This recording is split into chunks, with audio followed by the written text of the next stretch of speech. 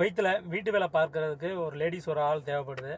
வீட்டு வேலையெல்லாம் தெரியுங்களா, வீட்டை வந்து க்ளீன் பண்ணி விடுறது, வீட்டுக்கு வந்து மாப் போட்டு விடுறது, அந்த கிளாஸ்லாம் துடைக்க சொல்லுவாங்க, அந்த மாதிரி ஒர்க்கு தான் இருக்கும். வீட்டு வேலையெல்லாம் தெரியும், பெண்களுக்கு தெரியும் வீட்டு வேலையெல்லாம் எப்படி இருக்கும் என்னென்னு. சேம் அதே தான். வீட்டில் வந்து பார்த்திங்கன்னா இந்த வீட்டில், அதாவது அரபி வீட்டில் ஒரே ஒரு லேடி மட்டும் தான் இருக்காங்க. அவங்களுக்கு வந்து ஹெல்ப்புக்கு தான் ஆள் கேட்குறாங்க, வீடு துடைக்கிறது, வைக்கிறது, எல்லா வேலையும் பார்க்குறதுக்கு. இந்த வீட்டில் வந்து பார்த்திங்கன்னா உங்களுக்கு சாப்பாடு ஃப்ரீ கிடச்சிரும், ரூமுக்கு ஃப்ரீயாக கொடுத்துருவாங்க.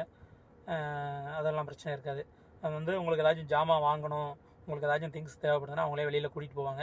கூட்டிகிட்டு போயிட்டு 1/2 மணி நேரமோ 1 மணி நேரமோ 2 மணி நேரமோ டைம் கொடுப்பாங்க. அந்த டயத்தில் நீங்கள் வாங்கிட்டு வர வேண்டியதாக அவங்களே கூட்டிகிட்டு வந்து வீட்டில் ட்ராப் பண்ணிடுவாங்க. மற்றபடி நீங்கள் வெளியில் போய் அங்கே யார் கூடயாச்சும் போகணும், சுற்றணும், அதுக்கெலாம் வந்து அலவுடு கிடையாது. அதை அலோவ் பண்ண மாட்டாங்க. நீங்கள் 2 வருஷம் வந்து இருக்கீங்களா, சேஃப்டியாக வந்து இருந்துட்டு உங்களை 2 வருஷம் முடிஞ்சோன்னா லீவ் கொடுத்து உங்களை அனுப்பிச்சி விட்ருவாங்க. அவ்வளோதான். நீங்கள் அங்கே போய் சுற்றணும், இங்கே போய் சுற்றணுன்னா அதுக்கான வாய்ப்பு. ஆல்ரெடி குவைத்திலையோ இல்லை கத்தார்லையோ இல்லை சவுதியிலையோ ஆல்ரெடி ஒர்க் பண்ண ஆளுங்க வந்து தேவையில்லையா. தமிழ் ஆளுங்க ஒரு ஆள், அதாவது புதுசாக வர்றவங்க, வெளிநாட்டுனா இப்போ தான் புதுசாக வர்றவங்க ஒரு ஆள் வேணும், அவ்வளோதான். ஆல்ரெடி ஒர்க் பண்ண ஆளாக இருந்தால் அவங்க என்ன சொல்கிறாங்கன்னா, ஆல்ரெடி ஒர்க் பண்ண ஆளாக இருந்தால் அவங்க சம்பளம் கூட கேட்பாங்க, அது கொடுக்க முடியாது. அதே போல் வந்து அங்கங்கே அவங்களுக்கு பாய் ஃப்ரெண்ட்லாம் வச்சுருப்பாங்க, அங்கே அவங்க கூட போகிறேன், இது பண்ணுறேன் அப்படின்னு சொல்லிவிட்டு அவங்க கூட சுற்றிக்கிட்டு திரிவாங்க. அதெல்லாம் வந்து நாங்கள் எங்களுக்கு வந்து செட் ஆகாது. புதுசாக இங்கே வர்றவங்க புதுசாக வந்தாங்கன்னா அவங்களுக்கு வந்து ஃப்ரெண்ட்ஷிப் இருக்காது, அவங்க வாட்டில் இருந்து இருப்பாங்க, இந்த தொல்லையும் பண்ணாமல் அப்படின்னு சொல்லி அவங்க அதை தான் எதிர்பார்க்குறாங்க. ஸோ அதனால் புதுசாக வரவங்க அந்த மாதிரி ஆட்கள் இருந்தால் வந்து நம்மளை காண்டாக்ட் பண்ணுங்கள். சம்பளம் வந்து பார்த்திங்கன்னா 120 தினருங்கிறது வந்து பார்த்திங்கன்னா நம்ம ஊர் காசுக்கு 32,000 சம்பளம் கிடைக்கும். ஆமாம், சம்பளம் கொடுத்துருவாங்க.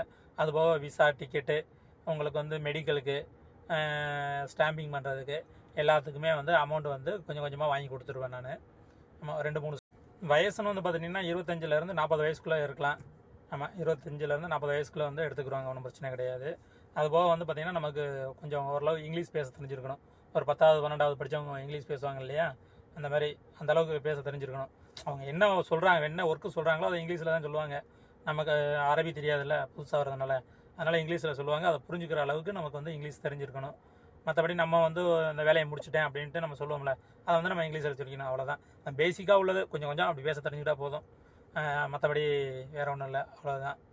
நம்ம வந்து நீட்டாக வேலையை பார்த்துட்டு நம்ம வாட்டில் நீட்டாக இருக்கலாம். வேறு எதுவும் உங்களுக்கு சந்தேகம் இருந்துச்சுன்னா எனக்கு கமெண்ட் பண்ணுங்கள். என்னுடைய வாட்ஸ்அப் நம்பர் கொடுக்குறேன். இன்ட்ரெஸ்ட் இருக்கவங்க மட்டும் மெசேஜ் பண்ணுங்கள், கால் பண்ணுங்கள். நான் டீட்டெயில் அது போக வேறு எதுவும் உங்களுக்கு என்ன சந்தேகம் இருக்கோ நான் தெளிவாக எக்ஸ்பிளைன் பண்ணுறேன். தேவையில்லாமல் அந்த பாஸ்போர்ட் இல்லாதவங்க, சும்மா கேட்டு பார்க்கலாம் அப்படின்ட்டு இது பண்ணுறவங்களாம் வந்து தயவுசெய்து தொல்லை பண்ணாதீங்க. யாரோ ஒரு ஆள் வந்து யூஸ் பண்ணிக்கிறாங்க, தேவை இருக்கவங்க, அவ்வளோதான்.